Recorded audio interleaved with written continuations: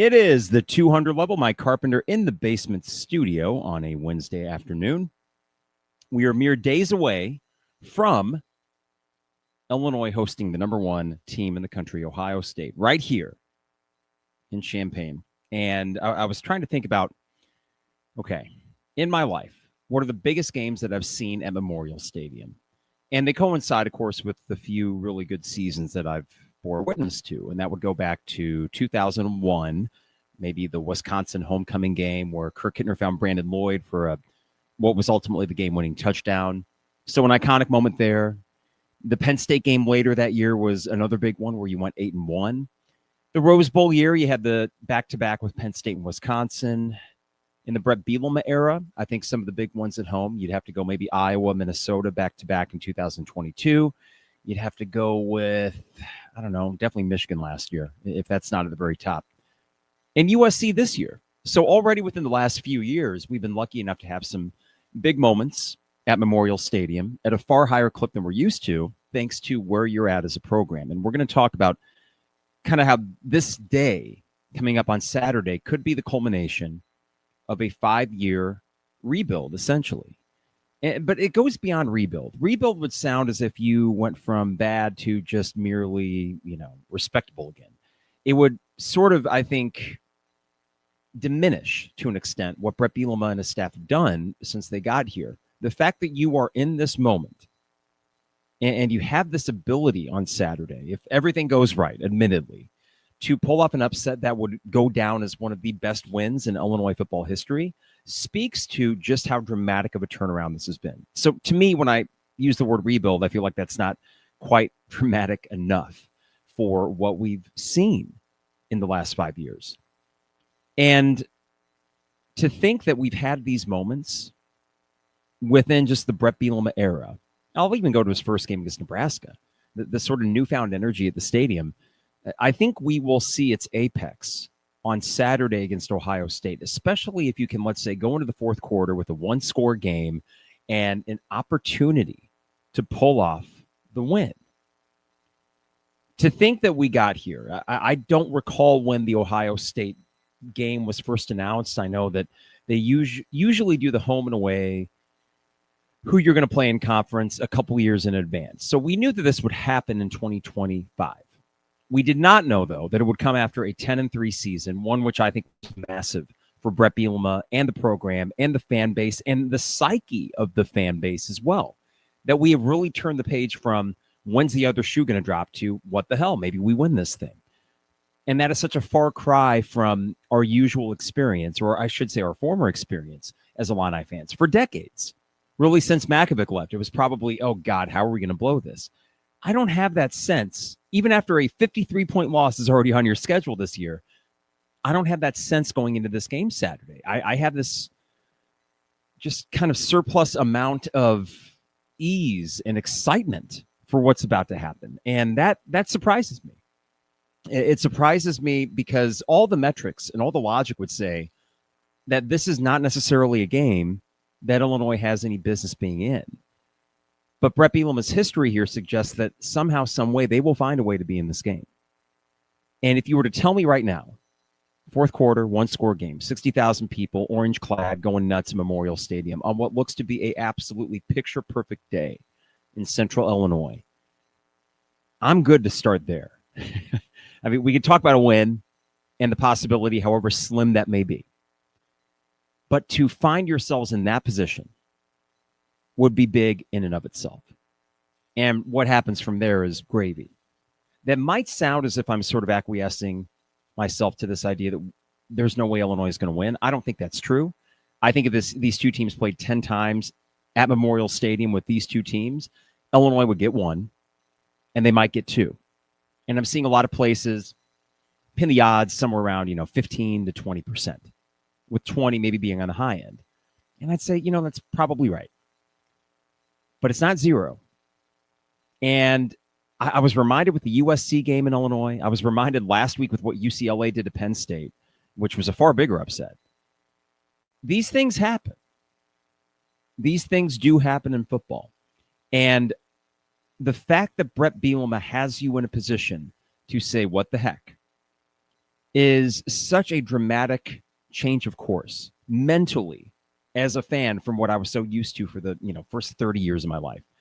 We can go back to a couple other Ohio State games at home. I'll go back oddly enough to a surprisingly close game in 2015 where Bill Cubit and Illinois was hanging tough on the strength of a pretty good defensive performance and only lost maybe 20-10. I don't know if that sounds right. I'd have to look it up. But ultimately, the result was not so memorable, and that season did not go well.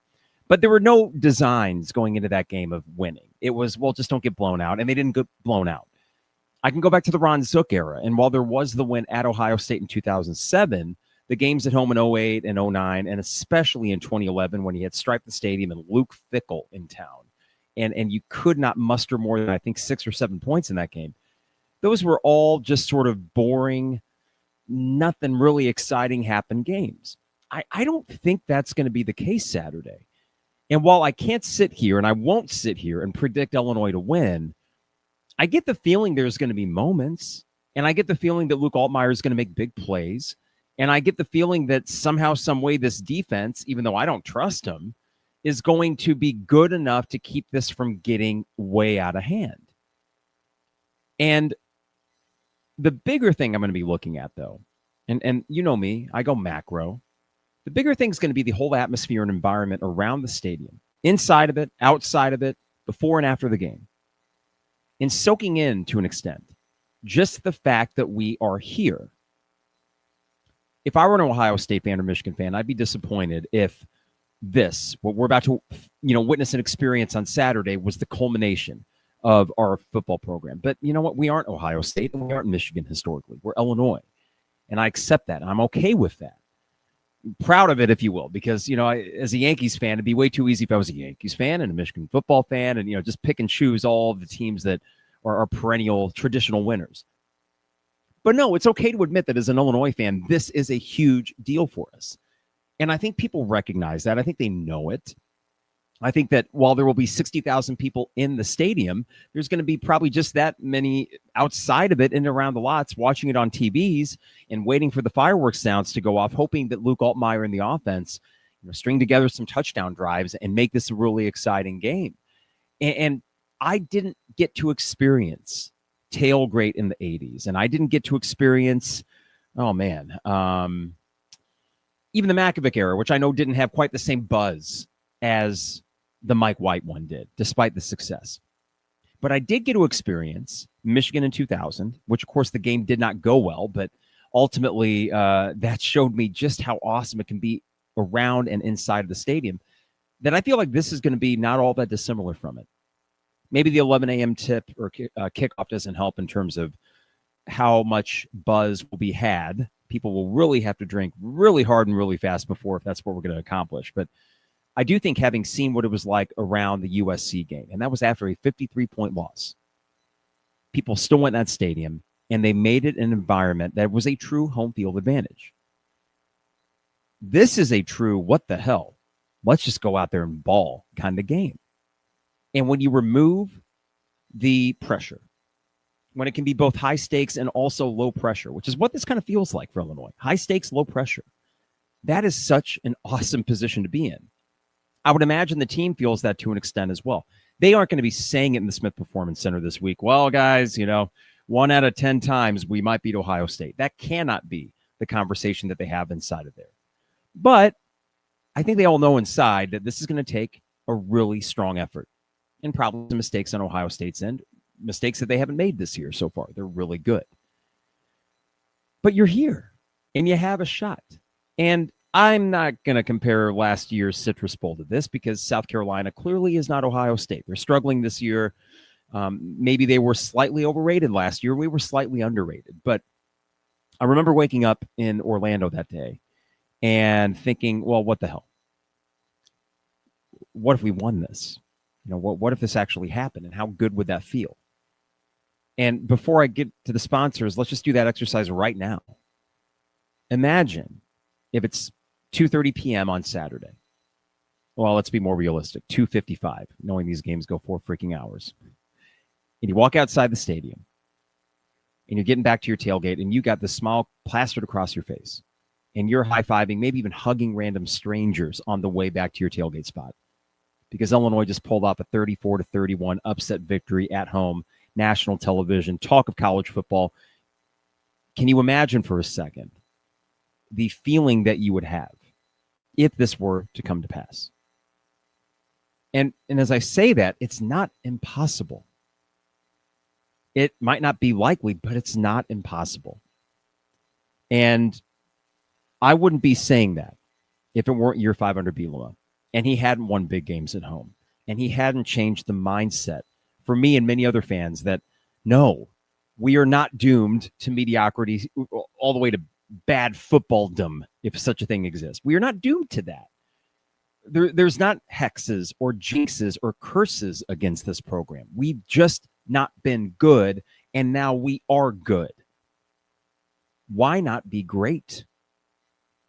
And what an emphatic statement it would be on Saturday if you were to get this done and you change the G word that we would very happily and I think justifiably use right now. This is a good football program. That's enough for me based on history. But great is attainable as well.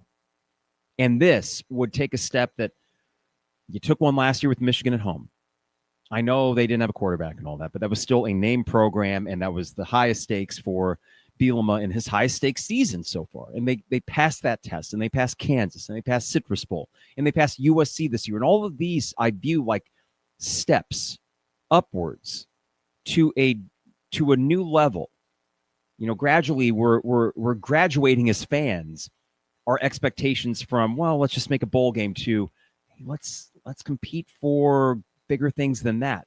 This would be that biggest step of all, to win this game at home against Ohio State. And damned if I'm not around 10:45, 10:50 a.m. on Saturday going to be thinking, you know what? I think we can do. Of course I am. I do that, and we all do that as fans. You know, there's something, and maybe it's the booze. I don't know. It probably is the booze. But you walk inside the stadium just as you got your third drink finished for the morning, and you're like, okay, let's do this. Come on, Alana. You get that kind of meatball fandom thing going on. Yeah, I'll have that. And it will be aided by my White Russian and a whiskey drink beforehand, I'm sure. But what if 4 hours later I'm walking out and they actually did it? I don't know. Just a thought exercise that I think is kind of fun. And at that point, I think we'd have to come on Saturday after I get back from the tailgate and stuff, and we would see how coherent of a post-game pod that would be. But yeah, it's okay to imagine that. Part of the fun and part of the excitement of being in this moment right now, 3 days removed from when I'm recording this to the game itself, is that we can talk about the what ifs and play that game and not sound ridiculous doing it. So that's what we're going to do today. We're going to talk about this game coming up on Saturday. It is a monster opportunity for Bret Bielema in this program, and it's going to be a great atmosphere, and it's going to be fun, and I'm giddy just thinking about it. So let's ride. It is the 200 level. I already said that. I don't usually say it twice. But as a reminder, the best way you can support the podcast, of course, is to support our fine sponsors. That includes Hamilton Walkers in downtown Champaign. Steak, seafood, and spirits. The great thing about Saturday, with it being an early kick, is that you could, after the game, have a celebratory old-fashioned, or 4 if you were so inclined. If Illinois wins on Saturday, everyone gets a blank check to do all sorts of debaucherous activities, all within, relative safety, of course. But you get that opportunity. Now, I would say be on your best behavior when you go to Hamilton Walkers, but they do have the best old fashions in town, along with a scratch kitchen that makes amazing food, all the way from their bone-in steaks to a fish of the day. Usually their fish of the day specials are sneaky good. If they ever have the Chilean sea bass, that is honestly one of the best plates I've ever had, and they have it on occasion. Always be on the lookout for that. But Hamilton Walkers in downtown Champaign for a post-game celebratory meal, for a date night, informal, formal, best place in Champaign-Urbana. State Farm agent Brian Hansen, online at brianismyguy.com for life, auto, home, business, renters, you name it. Brian is my guy, and he can be your guy as well at brianismyguy.com. I'm sure he'll be enjoying the lots on Saturday and going into the game. And big Illini fan, one thing I will say from our experience with Brian for our homeowners and auto package It is the State Farm prices you would expect from a company of that size and stature. To me, it is the customer service from Brian that really personalizes it, and we just appreciate it. It's peace of mind for something that you would like to have peace of mind for. So that's Brian Hansen, State Farm agent at brianismyguy.com. Also, Dogtown Heating, Air, and Plumbing, your home's best friend. Give them a call at 217-841-4728. And did you feel that this morning? Did you feel that chill in the air? It's happening. So before you know it, that furnace is going to kick on. When we get that first sub 40 morning, your furnace is going to start purring. You want to make sure it's purring like a kitten. Is that proper terminology for a furnace? I don't know. I'm not trying to make a double entendre here, but Dogtown Heating, Air, and Plumbing. They are coming for our furnace check actually next week. And they've been our HVAC company for 3 years running now.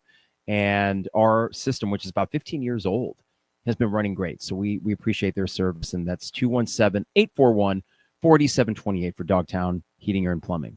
Finally, Owen Builders LLC, online at owenbuildersllc.com for your next home improvement project.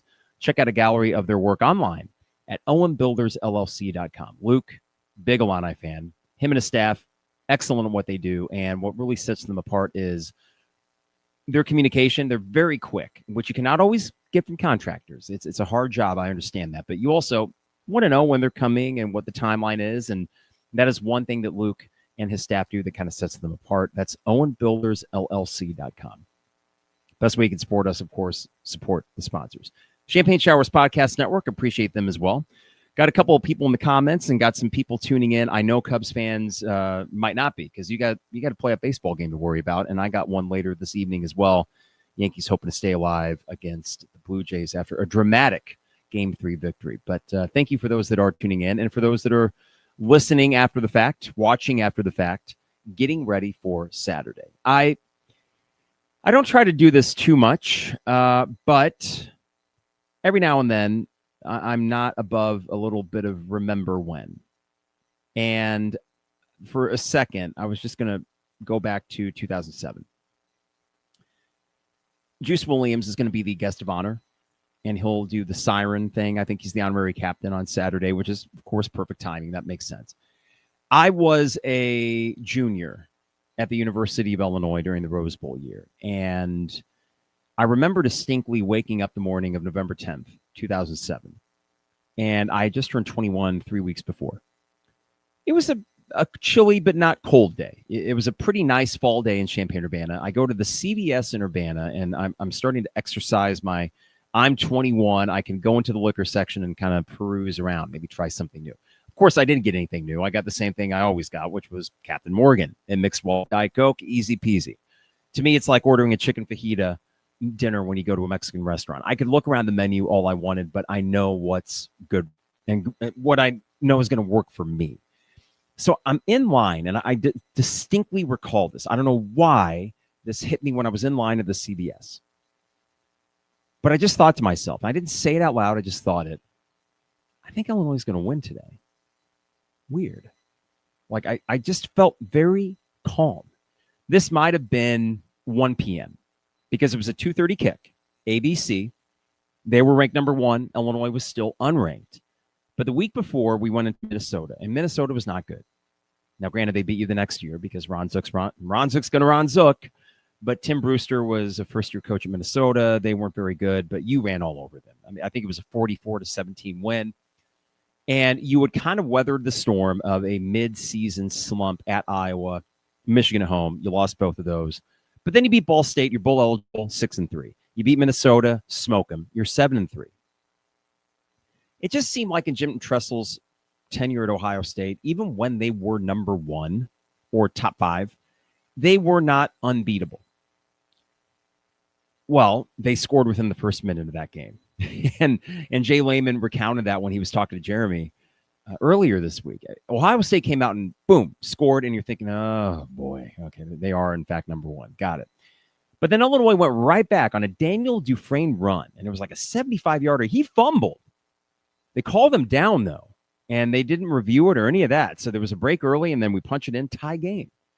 Ohio State goes right back down. They score. We go right back down and score. I think it was 14-all at the end of the first quarter. And then our defense settles in. Only allows 1 more touchdown the rest of the game. Juice gets 2 more touchdowns himself, both of them throwing.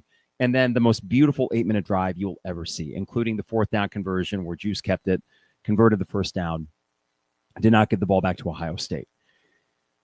I remember everything about that day. We had some friends over. There were maybe about 7 people in my apartment. I had a 1-bedroom then, and I remember one of them had gotten a 30 rack of Milwaukee's Best from the Piccadilly on, that would have been 1st Street. And it was like a closeout sale of Milwaukee's Best, which I don't even know if they sell anymore, but that's what they had to drink.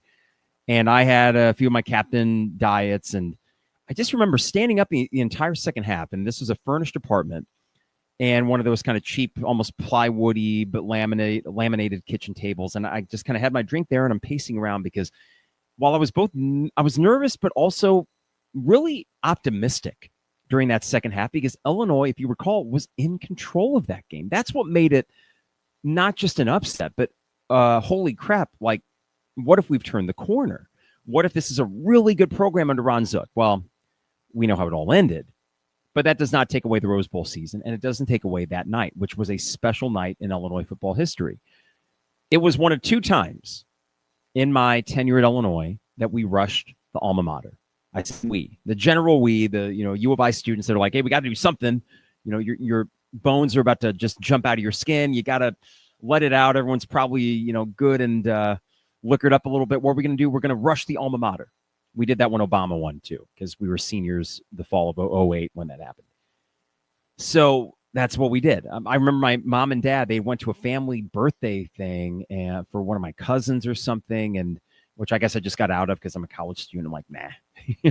And they came over. They had a drink with us, too, with us college kids to just celebrate it. And we're just beaming. We can't believe what happened. And the next day I go get a News Gazette, keep that cover. It's somewhere stashed with my other News Gazettes. It was a special day, a core memory of my college years. I was lucky to have at least one good football season when I was there. The other 3 were not. But that day, everything just worked. And it wasn't luck. Illinois was better than Ohio State that day. That Ohio State team, I believe, went on to win the title. Didn't they win the title that year? I think in 2007, but we went on the Rose Bowl. Of course, we got smoked against a really good USC team that would have been in the title game themselves had they not lost to a huge underdog, Stanford, with Jim Harbaugh as their coach. Listen, these things can happen. And sometimes it is blind luck. I mean, if UCLA plays Penn State 10 times, how many times are they winning? Probably 1. Well, that was the one. And even within this concept of luck and everything having to go your way, sometimes other teams, you get a little bit of luck on your side, but you also just go out and get it. I looked at that Penn State loss at UCLA, and yes, Penn State stunk, but UCLA played their ass off and deserved to win that game. These things happen. I don't think you're going to get a letdown from Ohio State like you are with what Penn State did at UCLA. And also, Ryan Day is just a better coach than James Franklin. Too bad, so sad, Penn State fans. I don't like Ohio State, but I will say that Ryan Day is actually a fairly easy guy to root for. By all accounts, really good dude. He went through it last year. It's amazing that they lose the game like they did against Michigan at home and then somehow lick their wounds and go on the run that they did to win the national title. That's impressive. And if they beat Michigan this year, then I think all is well. I mean, all is well, of course, if you're an Ohio State fan. But there's that lingering, I would imagine, God, if only would have won that game. But I think they exercised that demon this year against Sharon Moore. I mean, you'd hope so, for God's sake. But what about Saturday? Why should we be remotely optimistic? I will start with somewhat counterintuitive why most of us don't feel great about it. And that would be your defense. And we talked at length on Sunday's podcast about Aaron Henry and this defense and, feeling pretty antsy about it, and understandably. I want to make one thing clear, and this is kind of through conversations with Trevor and Isaac, and I got to give Trevor credit for this. I alluded to this on Sunday based on some of Brett's comments, but I think that Trevor did a really good job of elaborating upon it. So I'll kind of parrot some of this. If I were to sit here and criticize Aaron Henry, and I had before, I really questioned how good of a coordinator he is. I can say all that, but it still goes right back up to the top. In the same way that last year I could criticize Tyler Underwood and Zach Hamer for having such a pronounced role on the basketball staff, but it really goes back to the top. These guys were hired by the head guy, and the responsibility rests with the head guy. The defense, understandably, has us leery going into this game. This was a Ohio State offense that, they weren't putting up 50-some against everybody, but they did put up 42 at home against Minnesota, who metrically has a better defense than you this year. But call me crazy. While this should be the you're going to lose this game handily, kind of logical thing to look at. The defense stunk. Well, they stunk at Indiana, and then they were serviceable, I would say, for 3 quarters against USC. I would imagine a fairly drastic change in the game plan. Listening to Jeremy talk with Jay on Monday's podcast, Jeremy dug up the stats, and it was over 80% the last 2 weeks. 80% of the defensive plays were zone. Now, against USC, that makes a lot of sense, and I remember watching that game unfold and thinking, I know USC is getting theirs, but they were going to get theirs, and we're keeping them at bay and not letting them go crazy with really long pass plays. Well, that all went to crap against Purdue because you did allow big plays, and you had missed tackles, and you had your old safeties making bad angles on these plays and bad decisions that cost you points. Okay. I'm glad in a way, and this sounds like I'm, polishing a turd here. I'm glad in a way that it happened against Purdue in the way that it did. That they were so bad, and Bailey specifically, bad, that this week is all about, that can't happen. And that as a coaching staff, and all the way back up top to Bielema, I don't think that you are going to trot out another 80% zone look. I don't think that this was necessarily a rope-a-dope move from Bielema and Aaron Henry, where the last 2 weeks they're like, we're just going to play a bunch of zones, so that way when Ohio State comes to town, we're going to pull the rug out from under them, we're going to go straight man. I don't think it's to that extent, but I do think that there will be some looks against Ohio State that have not been put onto tape. I know that we'll get that with a few offensive plays, but I think the offense will be able to find their way to a few touchdowns. I strongly believe that based on how good they're playing and the fact they left points out there against Purdue. They had 43 points, and yet they were still not very happy with themselves. So I still trust they'll get theirs, and I'll get to the offense in a bit. But defensively, Ohio State will get theirs. I just wonder, are there things that Illinois can put out there in terms of looks that will be enough of a surprise to stop a drive or two more than you would expect, to force a punt or two more than we anticipate, to maybe force a turnover or two more than you would think? You're going to have to do more than what you've done schematically. It can't just be send 4, 7 back, and let Jeremiah Smith and who's the other guy? The other wide receiver who just had a huge week for Ohio State, find the soft spots in the zone and then just roast you with 12-play drives. Because that's what they would do. Julian Sayin is a very good quarterback. Not gaudy numbers, but he will find those holes because his wide receivers are NFL dudes. And Sayin will probably be one too when all's said and done. No, I think you're going to see different looks. I think you're going to see a defense that has to be aggressive. Well, will be aggressive because they have to be. There's no other choice. Are you really going to just sit back and let a team of OSU's level do this all game, just dink and dunk? Because they can.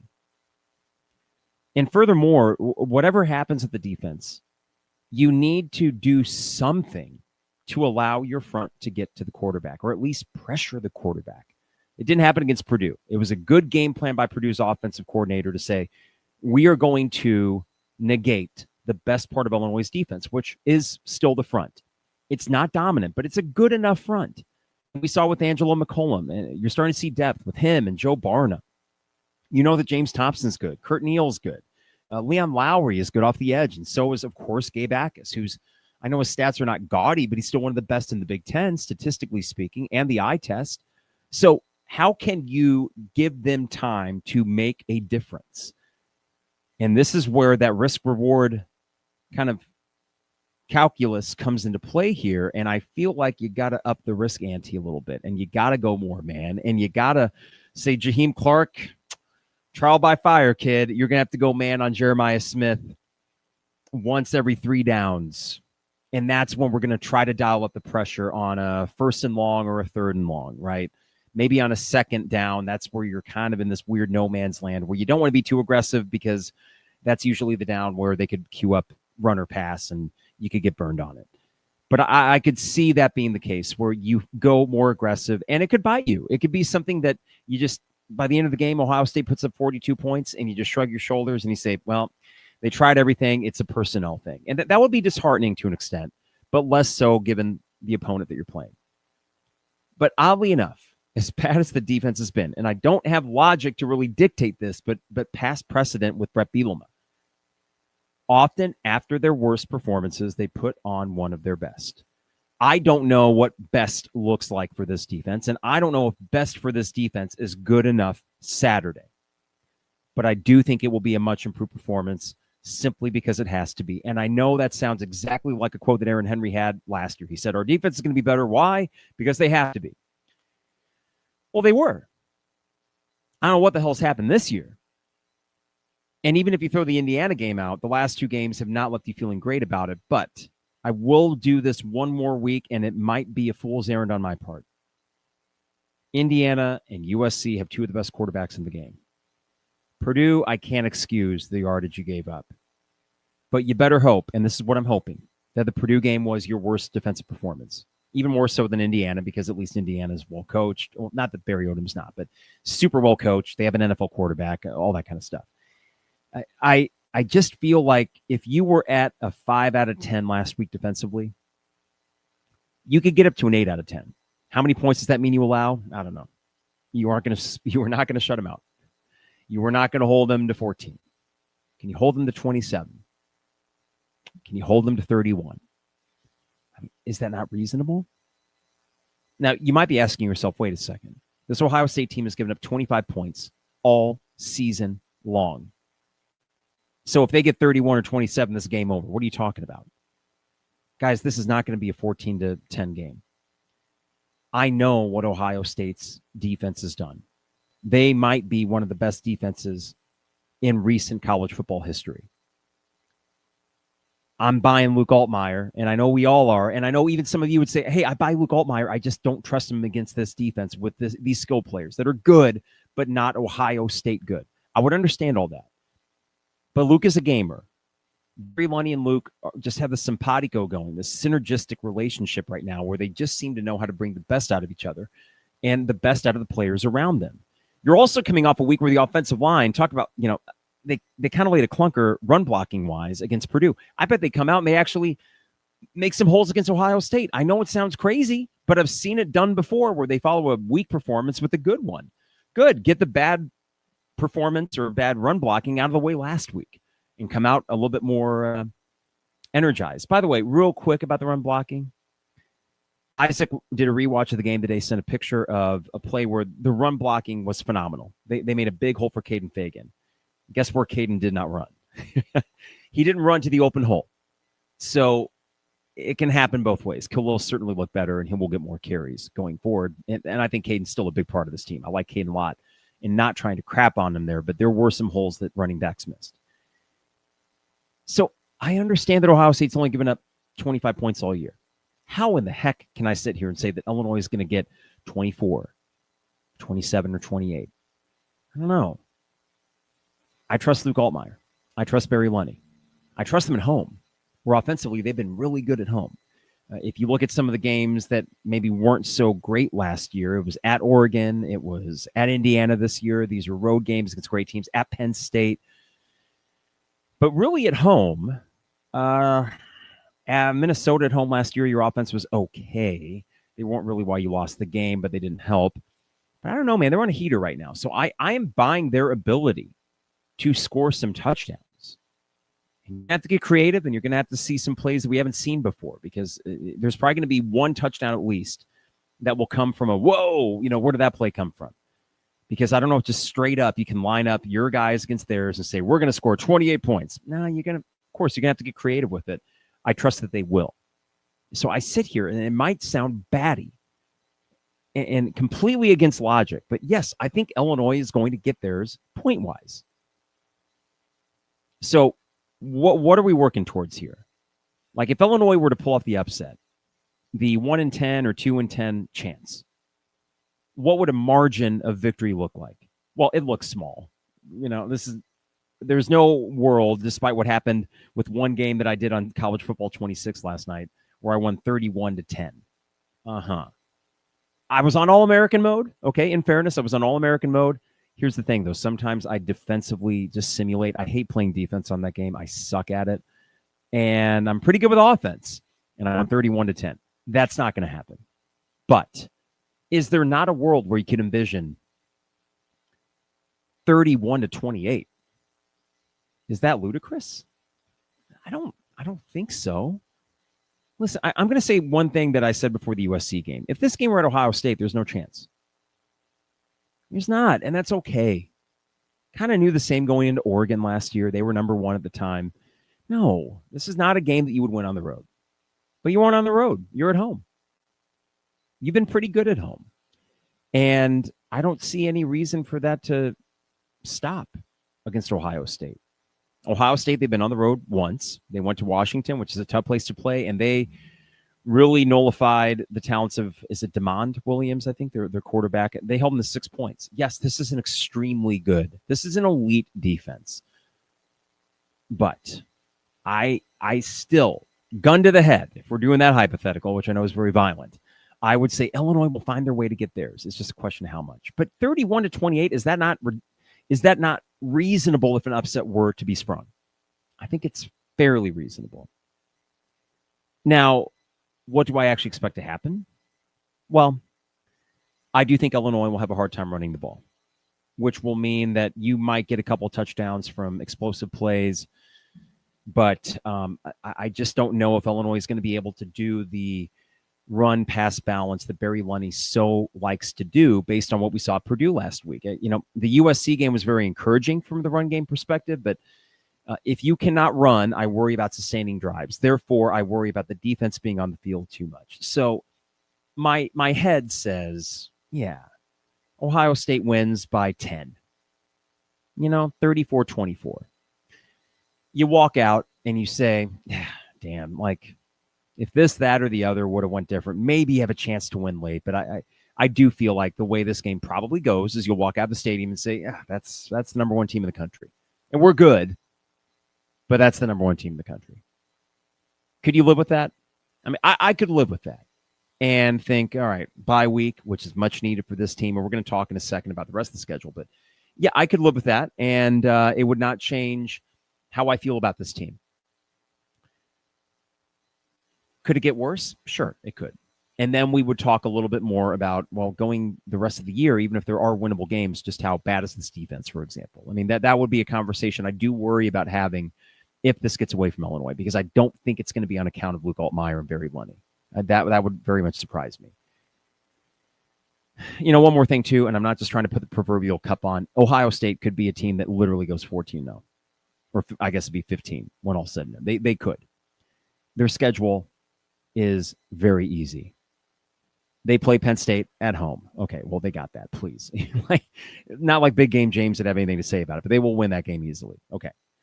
Michigan on the road. I think they get off the schneid with that. Freshman quarterback against that defense. I mean, if Underwood wins that, then I don't think Ohio State will ever beat Michigan again. But I think Ohio State wins that. And if they beat Illinois, that's 12-0. And win the Big Ten championship game, and then I guess, what is that, maybe another 3. So 16-0, whatever, however many games you end up playing, they could be that good. They could be. In which case, you would look back at this game, no matter the margin, and say, well, that was one of the better college football teams in recent memory. That's all possible. It might be more likely than Illinois winning this game. Ohio State going 16-0 might be more likely than you pulling off the upset. And that's okay, too.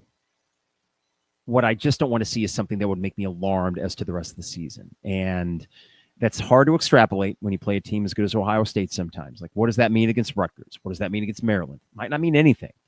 But if you give up, 49, 50-some points at home in a game with this much stakes and all the eyes of the nation on you and a week to prepare for your game, I mean, the mental component of this cannot be understated. Illinois should come out just balls to the wall. They got a bye week after this, perfectly timed.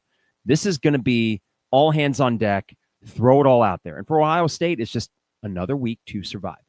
That mental component should make this closer than some would think. Will it? That's the question. So, yeah, if you were to ask me, gun to the head, what's your prediction? 34-24. You walk out saying, hey, you know, not bad. That's a really good team. It's a bummer. Would have been great to pull off an all-time upset. But I tell you, well, that is the prediction I would actually go with, because I don't have that same really strong, staunch feeling I did before USC that I don't know why, guys. I just think we're going to win. I got nothing for you as to why. I just think we will. And I said the same thing before Kansas last year. I just said, yeah, they're going to win. Why? Because they are. They just will. I still have a little bit of that going into this game. I still do. God, I hope that intuition is stronger than what my head is telling me. I do. I can't predict Illinois win, but I could see it. And just that alone is so freaking tantalizing. Like, oh my God, if they were to win this game, could you believe it? Like, we're going to the bullet, everybody. Come on. We're going to the bullet after the game. We make these jokes at the tailgate that, you know, if Illinois does this or that, something, you know, crazy. We made jokes like, all right, guys, Illinois wins. We're going to try black tar heroin for the first time. I mean, you only live once, right? Of course, we are not going to do that. But something far more reasonable is, yes, we're going to go to a gentleman's club. Have we really done that after an Illinois game? No, legit, we have not. We have not. This would be the kind of game where one does such a thing. Why? Because you can, and you should. You should go do something a little wackadoo if Illinois wins this game. Don't burn anything. Don't, you know, vandalize property. But you should. We need to go to the alma mater. That's what we need to do. We need to just storm the alma mater with one of the goalposts. Now, that's not my idea. I'm not inciting a riot, so please don't hold me liable if that were to happen. But it seems like that would be a pretty good thing to do. But dang it, man. Could you imagine? I was texting with a good family friend of ours who's going to be at the game, who came with us to IU. My buddy Kyle, his dad, is Steve. And I texted Steve about the tailgate, like, hey, you know, here's who's bringing what and all that stuff, and how many of your family is going to be out there.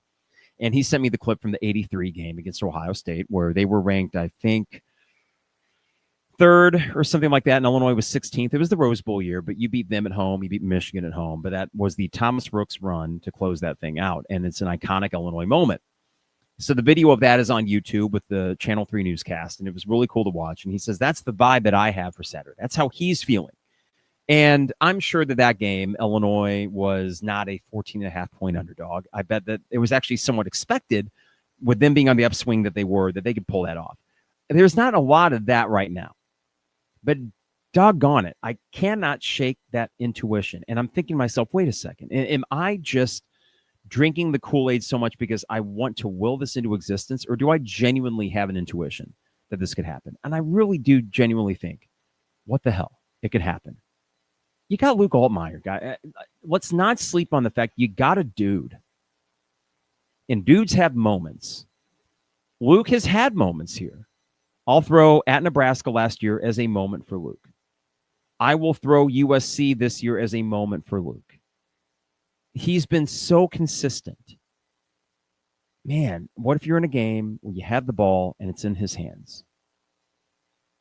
I know it's Ohio State, but if we get the ball with a chance to win this game or just go down tight force overtime, in my mind, Luke's doing it. And in the mind of people in that stadium, Luke's doing it. What a seismic change in mindset that is from so many other games you've watched. And that's the power of a really good quarterback. So if I were to give you one logical reason, why could Illinois pull this off? It's easy. Luke Altmaier. Luke Altmaier. Man, we keep talking about Bielema gets a statue if he wins 8 games a year.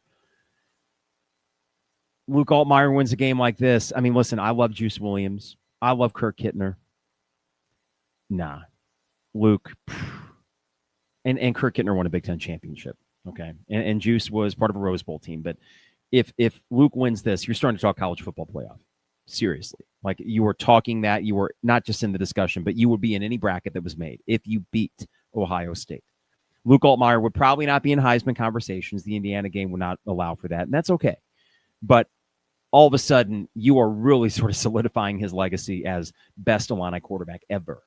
Ever, if he wins this game. So it's cool, man. High stakes, low pressure. That's how I'm taking this game. It's high stakes, it's low pressure. And that is the perfect spot to be in when number one comes to town. Week 7, a bye week. Couple things before I get to the comments here, and I got a few in there. If you guys got any more thoughts, throw them in so I can get to them before I get out of here. But a couple more things. In regards to the rest of the season, you do have a bye week coming up, and you got at Washington to end October. Let's start with this. If you win one of the next 2 games, and we know which one's more likely, but if you win one of the next 2 games, you are in shape for a fantastic season, and you will be in the college football playoff conversation by winning one of the next 2. You could lose reasonably close on Saturday, beat Washington. You are in the conversation based on that November schedule. And that's what I wanted to end with here before I get to comments and a couple other Big Ten notes. The November schedule still looks good. Rutgers has yet to beat a Power 4 team. They have a decent offense. Their defense looks bad. You get a bye week after Rutgers. Maryland comes to town. They blow that lead to Washington. It's funny to kind of peruse these different fan message boards. And in the eyes of Maryland fans, this is what Mike Locksley does. He's relevant until mid-October. He loses a game that he shouldn't, and then the team craps the bed. You are playing them late in the year. There is a chance that they're going to be on quite the losing streak when they come in here, and that you get them when they're low. Wisconsin, don't get me started. They suck. Purdue right now is maybe better than Wisconsin. I don't think that is an exaggeration. That's how bad Wisconsin is. At least Purdue has life. You know, they have some energy behind their new coach. Wisconsin, a bunch of zombies out there. And by that time of year, in a frigid Camp Randall, the student section wasn't full when I was there in 2018. It's going to be a quarter full by that point of the year when they're 3-8 or whatever, and Illinois comes to town. And then you end with Northwestern. It's all right there for Illinois. Even if it's not a college football playoff, 9-3 is right there. And that would be saying, oh, yep, you're losing the next 2 because those are tough. I'm not guaranteed you're going to lose to Washington on the road after a bye week. I'm not sold on that. And we'll cross that bridge when we get there. But that's why high stakes, low pressure. You can lose this game Saturday and still be en route to a very good season. You're 5-1, and you got flaws. But it's not too late to fix some of them, at least to an extent where you can win all the rest of the games that you should.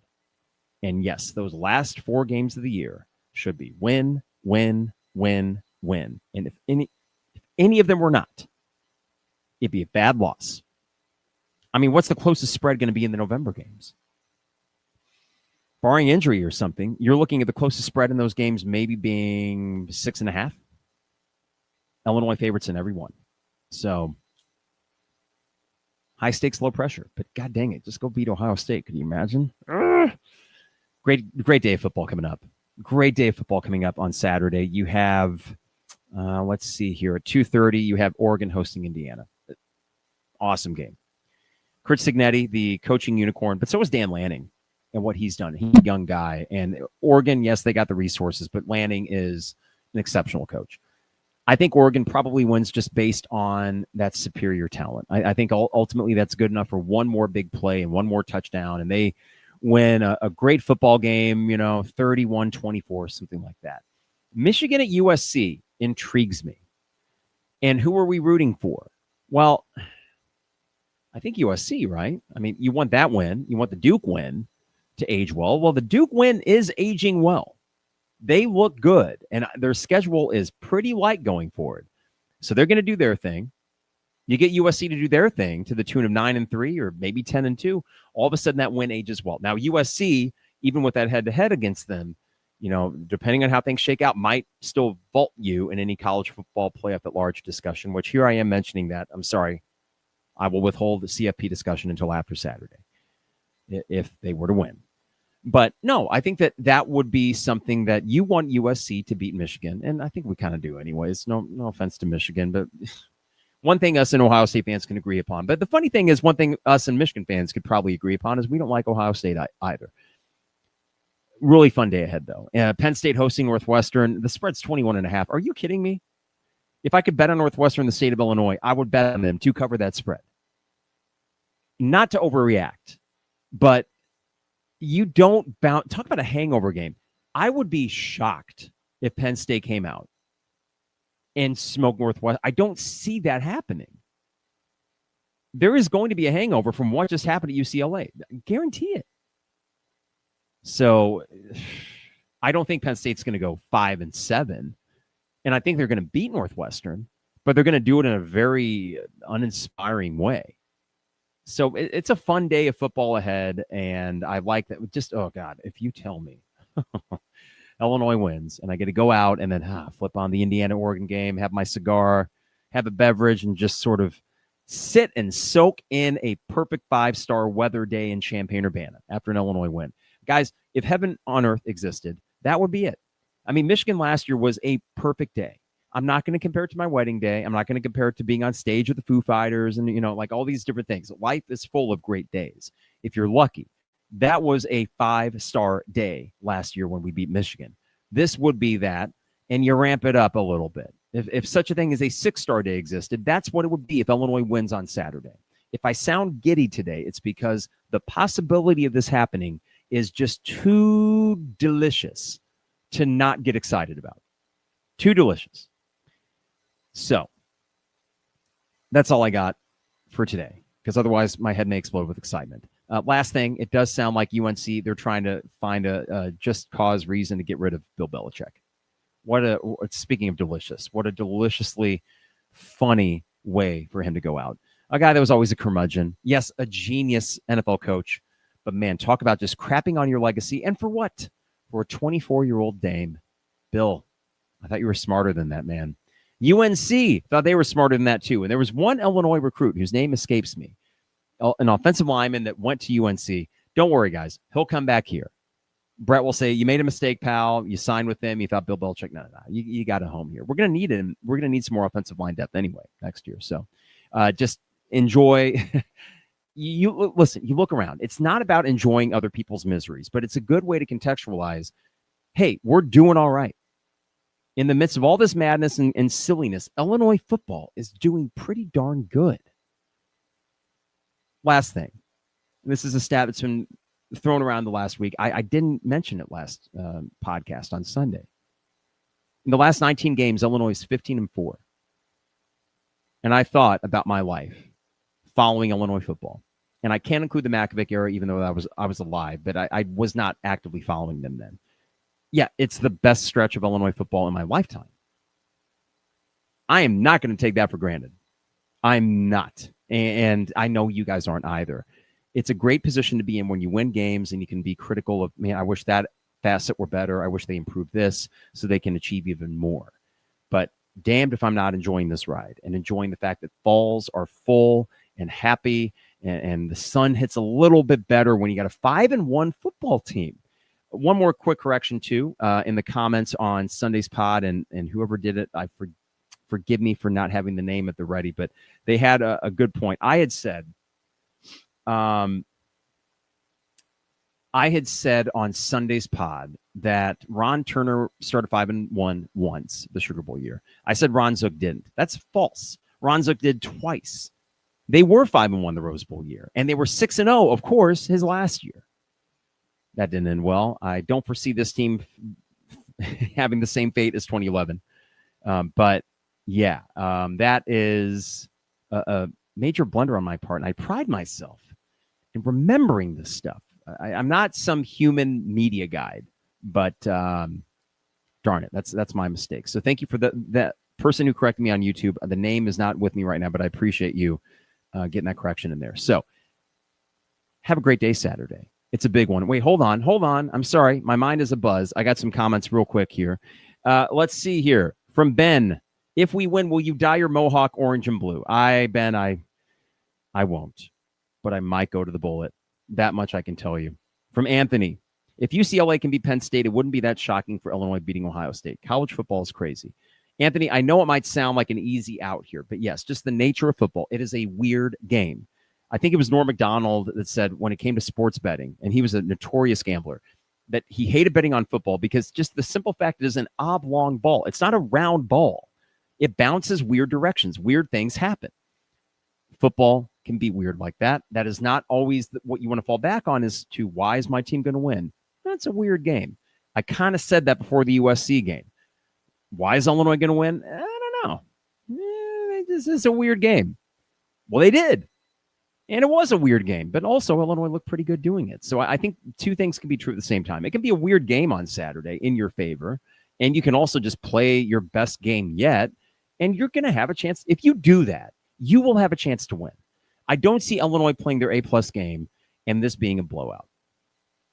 Not when you're the home team, not when Ohio State. They are a team that has to just look at every game like a business trip. This is just their journey to an undefeated national championship season. And along the way, for a team like that, there are wins that are just wins. They're forgettable. You check them off, you move on. It's not going to be about style points every week for them. It's just about don't lose. And they might not. But if Illinois does give them their A-plus effort, then it will be a game in the fourth quarter. From Bobo, Illinois 45, OSU 34. Holy mackerel, Bobo. Luke with Heisman game, 450-plus yards, 5 passing touchdowns, and a rushing touchdown. Well, Bobo, I mentioned build the guy's statue if that were to happen.